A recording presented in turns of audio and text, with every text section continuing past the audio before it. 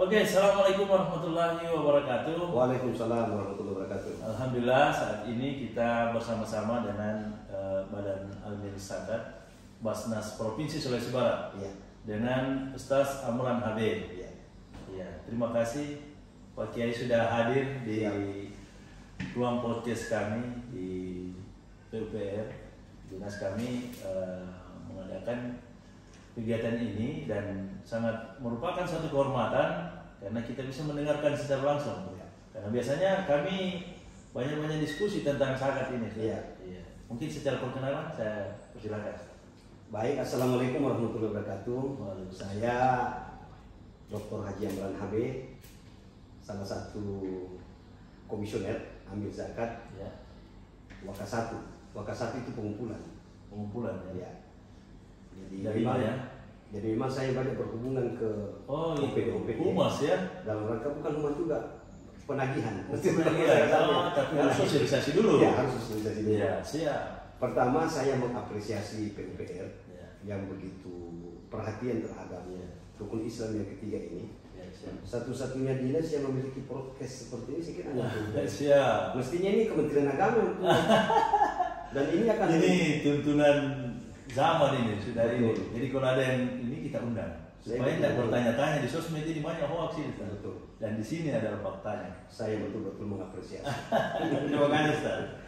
Baik sahabat-sahabat pemuda PUPR. Pertama saya ingin menjelaskan kepada publik Basnas itu makhluk apa. Ya. Jadi Basnas ini memiliki kesejarahan yang sangat panjang untuk menjadi sebuah lembaga non struktural, tetapi dia adalah bagian yang tidak terpisahkan dari pemerintah. Karena Indonesia ini kan mayoritas Islam. Agama Islam lewat Al-Quran memerintahkan kita umat Nabi Muhammad SAW. Allah berfirman, "Khudz min amwalihim." Ya. Ini kalimat perintah yang ditujukan kepada Nabi Muhammad sebagai pemimpin. Hai Muhammad, ambil zakatnya. Sodakatan tutahhiruhum. Ambil zakatnya, datangi. Lalu kalau sudah diambil, wa tuzakkihim biha wa shalli alaihi, doakan. Maka berdasarkan ayat ini, yang namanya zakat itu berbeda dengan infak dan sedekah. Ya. Zakat itu mesti ada amil, ada musaki. Musaki yang membayar zakat. Membayar zakat. Siap. Jadi ada ijab kabul. Ijab kabul ya. Dia ada syarat terima. Ada saksi juga di situ. Anda perlu. Tidak perlu. Cukup ijab kabul. Tapi karena teknologi semakin canggih, Ya. perkembangan fikih juga semakin mengikuti, terutama di fikih kontemporer, maka lewat online itu sudah bisa bayar zakat. Online ya. Karena di situ sudah ada ijab kabulnya. Ini luar biasanya ini pemirsa. Ya. Karena bisa juga buy online. Bisa bayar online. Bisa online banking. Bisa. Bisa juga. Bisa langsung membayar, mentransfer ke rekeningnya Bisa. Basnas Provinsi Sulawesi Barat. Iya. Dan akan langsung dijawab ijab kabulnya di situ. Langsung. Diterima. Jadi sang musafir bisa langsung membaca, oh zakat itu sudah diterima. Itu yang pertama. Ya. Lalu yang kedua, legitimasi daripada zakat ini itu Al-Quran surah Ali Imran. Allah ingatkan kita bahwa di hari kiamat itu jangan kau kira hartamu itu yang kau kiri tidak diminta pertanggungjawaban. Ayat yang kedua membahas ini lagi. Masih zakat ini lagi. Bahwa semua ini akan dihisap, gitu ya. Dihisap. Iya. Harta yang kau pakai jangan sampai kau kiri itu. Iya. Nah, lalu pengertian zakat, definisi zakat itu secara fikih, ismun liman yakhrujuhu lil muslimina min haqqillahi. Jadi sebutan bagi harta yang dikeluarkan oleh seorang muslim dari hak Allah Ta'ala. Ya. Jadi mengeluarkan zakat itu adalah haknya Allah. Jangan salah paham. Makanya zakat ini masuk rukun Islam yang ketiga setelah sholat. Dan tidak pernah berpisah perintah sholat dengan zakat. Di mana ada perintah sholat, pasti diikuti zakat. Aqim sholat wa atuz zakat. Sholat itu adalah hubungan vertikal, tapi zakat ini hubungan horizontal. antar sesama manusia. Antar sesama manusia. Nah, itu regulasinya. Dasarnya ya. Dasarnya, dasar berpikirnya. Lalu yang kedua regulasi secara negara. Yang dimaksud amil sebetulnya itu adalah negara. Negara ya, pengelola zakat ini. Pengelola zakat itu negara. Itu saya katakan tadi, Basnas ini adalah lembaga negara yang dibentuk oleh negara, tetapi tidak masuk dalam struktur negara. Karena perpanjangan tangan ya. Sebetulnya mesti yang disebutkan amil itu adalah presiden. Kalau di negara ini karena pucuk pemimpin tertinggi kita adalah presiden. Dulu pada zaman Rasulullah, amil itu adalah Rasulullah langsung. Khudz min amwal langsung Rasulullah. Tapi karena mengurusi negara ini terlalu negara kepulauan ini banyak sekali tersebar, maka memudahkan juga. Maka itulah didelegasikan kewenangan ini kepada satu lembaga yang namanya Basnas. Kalau di Indonesia, kalau di negara-negara Timur Tengah atau negara tetangga kita namanya Baitul Mal. Baitul Mal seperti Singapura, Malaysia, beberapa negara Timur Tengah menggunakan istilah Baitul Mal. Kalau kita Turki gitu ya. Turki juga Baitul Mal. Pada zaman Khalifah Umar bin Abdul Aziz juga Baitul Mal. Nah, kalau kita di Indonesia ini sudah sepakat mengambil istilah Badan Amil Zakat. Badannya? Ya. Lalu Badan Amil Zakat juga ini yang sudah menjadi amil atas izin negara tadi ini jumlahnya terbatas. Maka dibentuklah perpanjangan tangan Basnas ini, di bawahnya namanya UPZ. Unit Pengumpulan Zakat. Jadi hati-hati masyarakat, saya ingin sampaikan lewat podcast ini, hati-hati namanya mengeluarkan zakat. Zakat itu perlakuannya berbeda dengan infak dan sedekah. Zakat itu mesti diterima langsung oleh amil, mesti diijab kabuli, dan mesti didoakan. Beda dengan infak sedekah. Kalau infak sedekah langsung aja. Langsung aja. Kalau perlu tidak ada yang tahu, tidak perlu saksi. Cukup berniat saja saya mau berinfak. Bismillah sudah selesai. Tapi kalau sedekah ini bisa langsung. Kalau zakat ini beda perlakuan. Jadi zakat ini per tahun ya? Per tahun. Nah, tapi dalam perkembangan fikih modern untuk memudahkan masyarakat bisa per bulan. Contohnya gini. Secara umum kan zakat ini hanya dipahami masyarakat ada dua. Zakat fitrah dan zakat mal. Kalau zakat fitrah selesai. Fitrah selesai. Idul Fitri selesai. Sekarang kita zakat mal. Zakat mal ini. Zakat harta. Zakat mal ini yang perlu kita diskusikan. Betul. Gimana? Karena dalam perkembangan fikih modern, ya, terutama di kalangan ulama mutaakhirin atau ulama-ulama modern atau ulama kekinian, ya, dengan istilah fikih kontemporer, taruh contoh seperti Syekh Muhammad Al-Ghazali. Syekh Muhammad Al-Ghazali ini bukan Imam Al-Ghazali ya, dia adalah penulis. Kalau Imam Al-Ghazali itu penulis kitab Ihya Ulumuddin, sedangkan Syekh Muhammad Al-Ghazali ini menulis kitab Al-Islamu wa Auda'una Al-Iktisadiyah, Usus zakat. Di sana disebutkan bahwa sesungguhnya orang yang pemasukannya tidak kurang dari petani, maka atas mereka itu wajib mengeluarkan zakat. Petani. Petani saja wajib ditarik zakatnya. Betul. Bagaimana dengan profesi? Tapi saya menjelaskan dulu ke masyarakat. Malnya dulu. Apa yang dimaksud dengan zakat? Apa yang dimaksud dengan profesi sebetulnya? Profesi ya. Nah, ini kan juga menjadi perdebatan.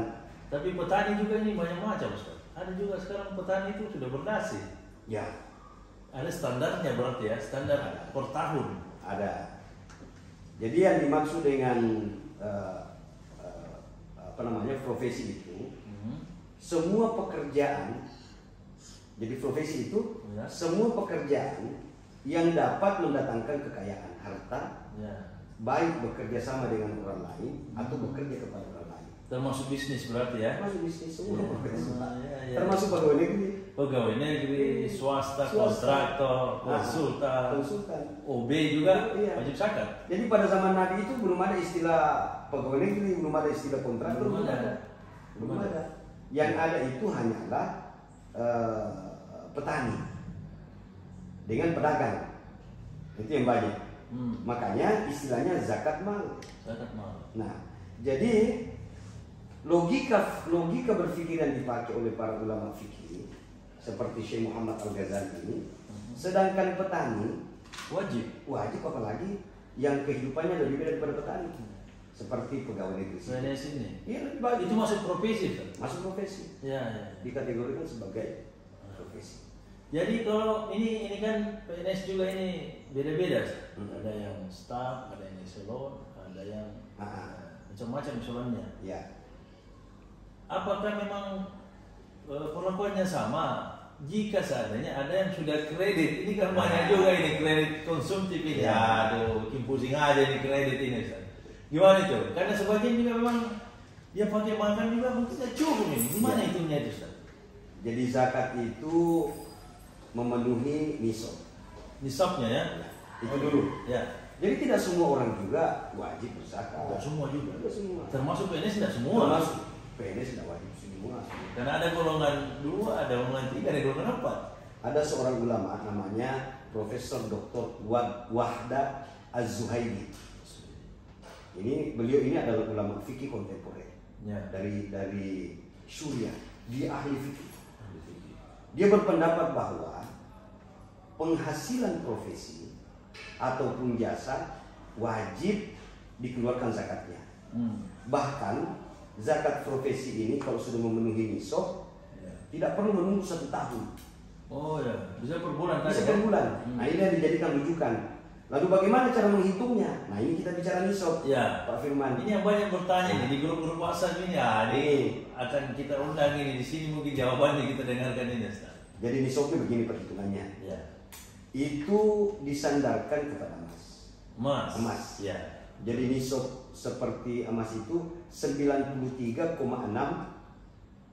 gram atau kita bulatkan ke atas saja. Ya. 94 gram. 94 gram. 94 gram. Kalau hari ini, nah misalnya kalau dikonversi dikonversi dengan harga emas sekarang, ya. 1 gram dengan harga 800.000. Nah, 800.000 dikali 94 gram, ya. Itu hasilnya 75 juta. 75 juta. Per tahun. Oke. Nah kalau 75 juta ini langsung dia stopkan, kan berat itu. Berat itu. Inilah mendasari pemikirannya siapa tadi itu Profesor Dr. Wahda Az-Zuhaili. Artinya 75 juta ini, itulah penghasilan 75 juta. Wajib keluar. Bukan 75 juta yang distorkan. Bukan. Cuma biasanya masyarakat ini secara psikologi, ya. Kalau sudah melihat 75 juta ini kalau berat itu. Dia rasa berat itu. Berat. Nah, jadi penghasilan penghasilan 75 juta. Kalau ini per tahun ya, kita bagi 12, maka jatuhnya itu di angka 6 juta. 6 juta sampai 6 juta 250. Oh gitu. Nah, jadi penghasilan 6 juta ke atas itu wajib keluar zakat profesi. Sekarang penghasilan apa ini? Apakah gaji pokok? Tidak. Oh ya, semua juga. Termasuk semua pendapatan, Pak. Perjalanan dinas juga. Semua pendapatan. Oh, harus dihitung. Karena dikatakan catatan itu. Dikatakan profesi itu semua yang mendatangkan pengertian profesi itu semua yang mendatangkan harta. Baik bekerja sama dengan orang lain ataupun bekerja kepada orang lain. Betul. Maka itulah profesi. Misalnya kita jual-jualan online ini. Nah, profesi juga itu. Harus dihitung dulu. Dihitung. Cukup nggak 6 juta ini? Per bulannya. Bulan. Karena kalau per tahunnya kan 75 juta. Jadi yang pendapatan 75 juta dalam tahun atau ke 6 juta per bulan wajib. Wajib keluar. Itu total dari gaji, TPP dan perjalanan kita bisa hitung sendiri lah. Bisa hitung sendiri. Nah sekarang mau tahu kan? Sekarang ya tadi kan saya katakan dasarnya dijelaskan. Allah Maha tahu ini. Ya semua yang kita sembunyikan Allah tahu. Nah sekarang berapa yang mesti dikeluarkan? Berapa yang mereka itu profesi? Itu profesi ini. Betul. Secara umum Rasulullah mengambil angka terendah. Ya. Jadi sebetulnya persepuluhan, per 5%-an itu sudah ada sejak zaman dahulu. Nabi Ibrahim alaihissalam itu mengambil persepuluhan dan inilah yang dinukil Nabi Musa Kemudian ini yang dibawa ke Nabi Isa, makanya di agama Kristen itu ada istilah persepuluhan. Persepuluhan, ya. Persepuluhan. Jadi kalau teman-teman Kristen itu teman-teman sudah menjalankan juga. Itu 10%, Pak. Lebih tinggi. Persepuluhan. Padahal di kita ini berapa persen? Rasulullah mengambil angka terendah. Jadi Rasulullah memutuskan untuk dikeluarkan zakat itu angka paling rendah 2,5%. Jadi kalau dihitung 6 juta itu keluar 2,5% berapa tuh? 6 juta. 6 juta keluar 2,5%. Itulah zakat profesi yang dikeluarkan. 6 juta ya. Nah sekarang kalau dia sudah kepala juta, Anda sampai 100 lebih. 100 lebih. 150. Nah, 100 lebih. Per bulan. Kalau kali 1 tahun bisa 1 jutaan kan? 1 jutaan ya, 1 jutaan. Per tahun. Ya, kalau hitungannya kalau 75 juta ya. Keluar 2,5% berapa itu? Itulah zakat provisi per tahunnya. Coba hitung dulu. 75 juta per tahun. Per tahun. Iya. Itu keluar 2,5%. 2,5%. Jadi zakat provisi 2,5% ya. Sama dengan zakat harta tadi. Sama dengan zakat mal. Zakat mal. Itu 2,5% berapa? Kalau dia bayar per tahun itu 1 juta lebih, sekitar 1.500.000-an. 1.500.000. Maka ini per orang. Per orang. Inilah yang mendasari oleh yang pemikirannya Dr. Wahda Az-Zuhaili ini, salah seorang ahli fikih kontemporer. Maka zakat profesi ini supaya tidak memberatkan dibayar per bulan. Dibayar per bulan. Karena 100 per bulannya dari 6 juta. Kalau dia gaji per bulan, jadinya 150.000. 150.000. Kalau 6 juta. 6 juta. Tapi di bawah 6 juta tidak wajib zakat. Tidak wajib zakat. Tapi dia bisa membayar infak sedekah untuk membersihkan hartanya, menenangkan kalbunya. Iya betul. Nah, itu yang betul itu. Kita juga kalau kita ragu kan, yang sampai penghasilanku ini penjualan naik ini. Iya. Banyak yang beli ini online ini. Jual makanan kah? Jual pakaian kah, atau fashion segala macam lah. Sekarang kan PNS ini sudah harus berwirausaha juga. Ya. Jadi dia paling enggak 150 atau 1.500.000 per tahun. Per tahun. Ini ada batasnya enggak waktunya ini, Ustaz? Gimana? Kalau sudah memenuhi nisab, maka untuk menjaga harta kita ini, saya sebagai amil berdasarkan juga surat edaran Gubernur Provinsi Sulawesi Barat, surat edaran, dan ini kita sementara dorong agar lahir perda zakat. Oh ya, perda zakat. Itu provinsi atau kabupaten? Provinsi. Tidak diskriminatif ya? Tidak diskriminatif. Oke, siap. Karena ini berkaitan dengan kewajiban hukum Islam yang ketiga. Nah, kita sementara merumuskan di Basnas, sementara terus kita diskusikan untuk mendorong ke DPR agar melahirkan perda zakat seperti daerah Jawa Barat itu sudah ada perda zakat. Bagusnya karena kita punya komisioner Basnas ini dari DPR juga. Iya. Jadi paham kondisi situasi di dalam ya. Iya. Nah, itu kalau bisa dihitung pegawai negeri kita yang muslim di sini yang bisa punya pendapatan 6 jutaan ke atas ini, kalau 1.000 saja, 1.000 kali 150 rupiah, 150.000 berarti masuk per bulan 15 juta ya. 15 juta masuk per bulan. Dikali setahun dikali 12, berarti 15 juta kali 12. Berapa itu? 180 juta. 180 juta. 180 juta ini per bulan. Oh, per tahun. Per tahun ini bisa membantu beberapa asnaf di Pemprov. Di sini kita ada OB. Oh, ya bisa dibantu di situ. Iya. Bisa di situ bantuan. Ada anaknya tidak bisa sekolah, Basnas sekolahkan. Bisa. Ada anaknya tidak bisa beli baju, Basnas belikan baju. Itulah yang gunanya ini. Itulah gunanya. Jadi kita betul-betul membantu. Iya. Orang-orang sekitar kita juga. Apalagi kita ini wilayah gempa. Banyak yang terpengaruh bisnisnya kah, usahanya kah, atau apa saja. Dan ibadah bisa juga ya. Karena kita ini wilayah gempa, saya mengingatkan zakat itu bisa menjadi obat penenang tanah yang suka goyang-goyang itu. Oh gitu. Oleh karena itu kita ngeri juga itu kalau goyang-goyang itu. lewat podcast ini saya minta kepada seluruh saudara-saudara saya seiman, seakidah di Pemprov Sulawesi Barat ini, di semua SKPD, ayo kita bayarkan zakat. Bayarkan zakat, keluarkan zakat supaya kita aman dari gempa ini, aman dari banjir, aman juga dari petir ini, Ustaz. Ada lagi petir ini yang mengkhawatirkan. Dalam satu kaidah itu, peristiwa itu tidak terjadi, tidak berdiri sendiri. Satu peristiwa tidak berdiri sendiri. Semua dalam genggaman Allah ya. Bukan itu yang saya maksud.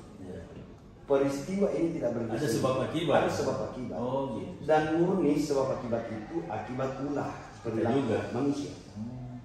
Gitu. Saya dilantik diambil sumpah sebagai seorang amil di Basnas sudah masuk bulan ketiga. Saya melihat progres pegawai kita membayar zakat ini itu masih berada di angka minimalis.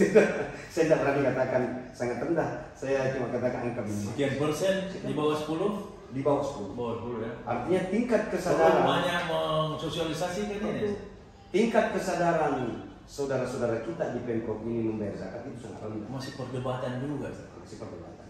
Intinya 6 juta jadi patokan wajib.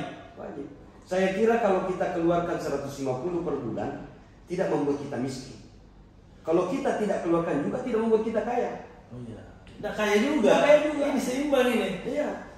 Tapi kalau kita keluarkan 150.000 itu untuk zakat profesi, ini bisa menenangkan kalbu, menyenangkan orang. Pahalanya juga. Pahalanya kalau Basnas langsung salurkan kepada orang yang butuhkan, mustahik, fakir atau miskin atau ke anak yang tidak mampu. Jadi berdoa mereka. Subhanallah, kita doakan para musaki dari Pemprov. Musaki juga jadi tenang. Terus pertanyaannya, ini kan pegawai banyak yang kredit ini, Ustaz.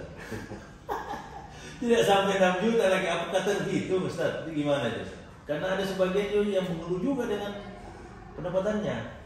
Jadi jawaban fikihnya begini.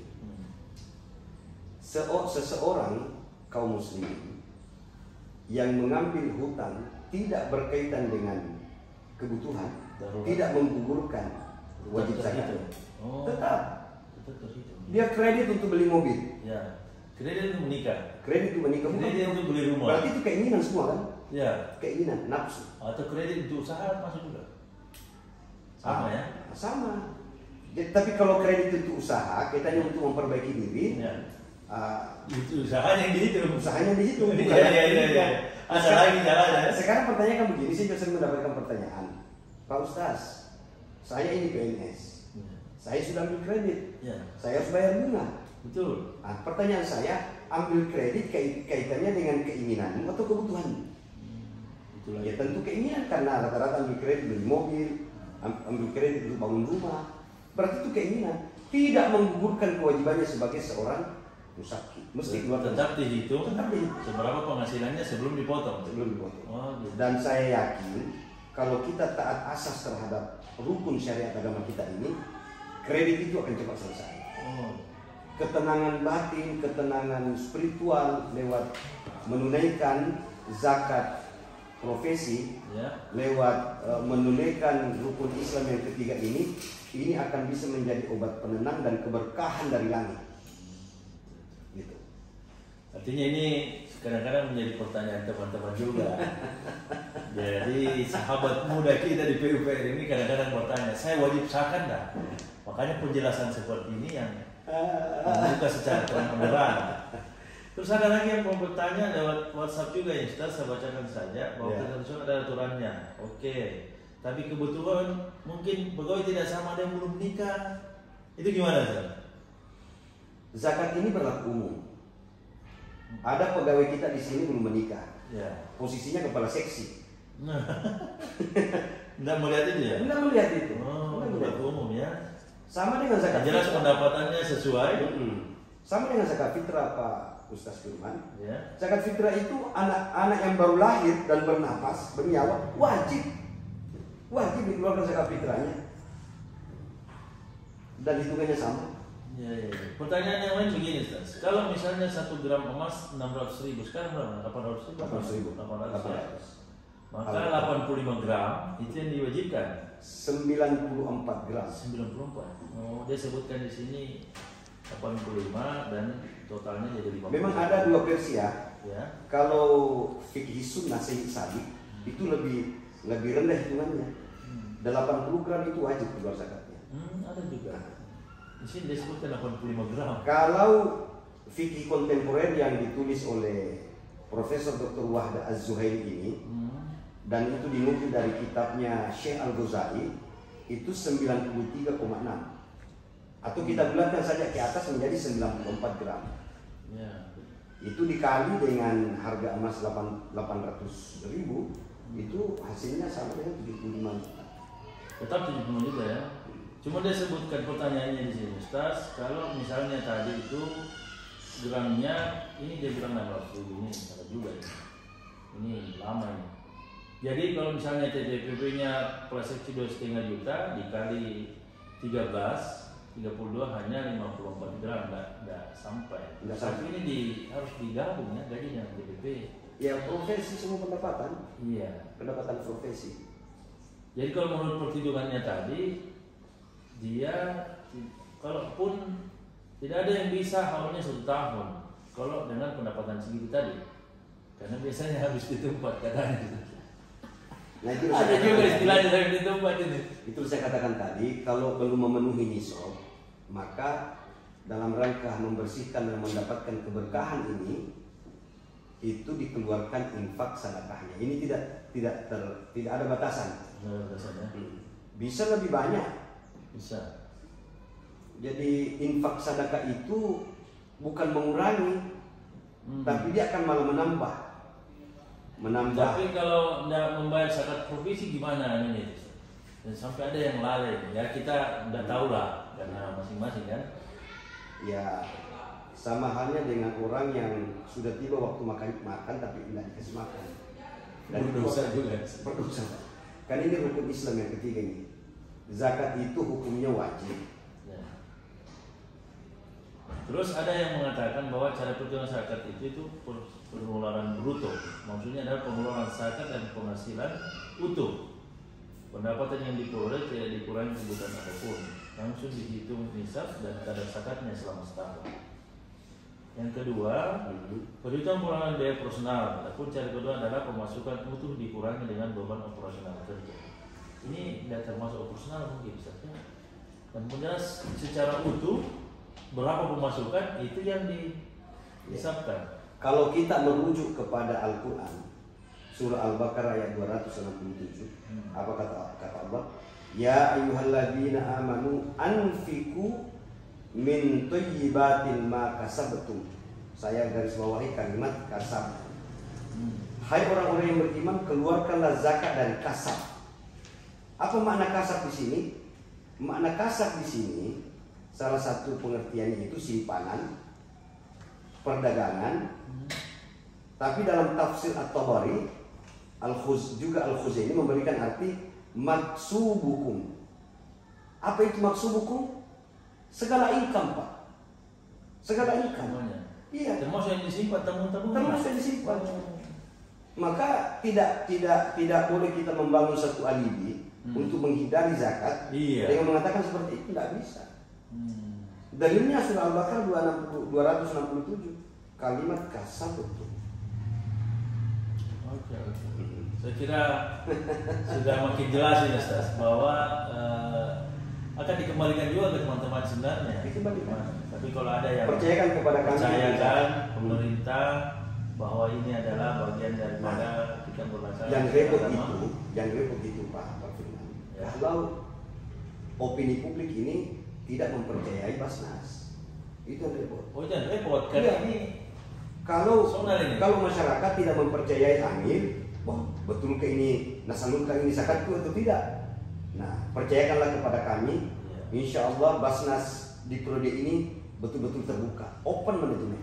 Betul. Kita paham lah bahwa 8 orang yang menjadi amil zakat ini pasti akan disalurkan dengan baik. Apalagi kita kondisinya begini, kepercayaan publik terhadap Basnas itu akan menjadi bagus. Iya.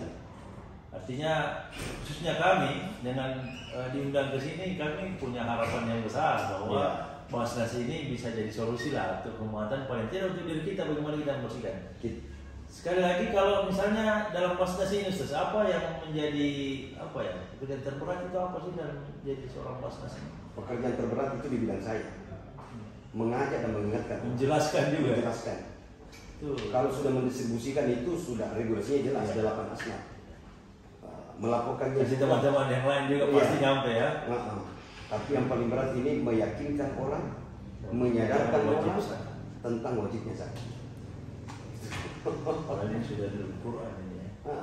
Kami tidak berpikiran ke situ, cuma mau bagaimana penjelasan. Saya kira itu yang terakhir. Terakhir mungkin harapannya apa tentang teman-teman PUPR atau sahabat-sahabat muda yang lain, teman-teman dari Kemenak, dari vertikal, teman-teman Balai PU yang lain atau mana saja pegawai negeri, apa harapannya dari Basnas ini? Harapan saya yang pertama sebagai Wakasatu yang bidang pengumpulan, prokes kita ini hasilnya saya akan lihat di bulan 7, bulan Juli. Oh iya, kita review lagi ya. Review. Seberapa besar kesadaran saudara-saudara kita di PUPR ini untuk membayarkan zakatnya di bendahara, zakat profesi, karena kami akan minta kembali di bulan 7 itu. Oh, iya.